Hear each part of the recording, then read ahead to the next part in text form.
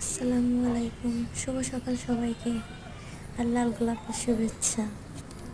আপনাদেরকে গতকাল ভিডিওতে আমার গোলাপের ছবি দেখিয়েছিলাম এবং তার সাথে কিছু কলিকে দেখিয়েছিলাম। আজকে দেখুন কলিগুলো সব ফুটে গেছে। আর বৃষ্টিতে তো ছাদে ওঠাই যায় না, কিছুদিন যাবৎ অনেক বৃষ্টি পড়ছে। দেখুন ছাদের কি অবস্থা, পানি দিয়ে সব ফুলগুলো ধুয়ে গেছে, একদম সবগুলো গোছল করে আছে। দেখতেই পাচ্ছেন, এই যে দেখুন ফুলগুলো পানিতে টুসটুসে হয়ে আছে। এই যে দেখুন গাছে পাতা ভরা, পানি, ছাদেও প্রচুর পানি, এখনো ঝিরিঝিরি বৃষ্টি পড়ছে। এই যে দেখুন আমার অনেকগুলো ফুল ফুটেছে, এখনো কলি আছে। এই যে দেখুন আমার ফুলগুলো কত সুন্দরভাবে ফুটেছে। সকাল সকালে এই গোলাপগুলোকে দেখেই আমার মনটা ভরে গেল।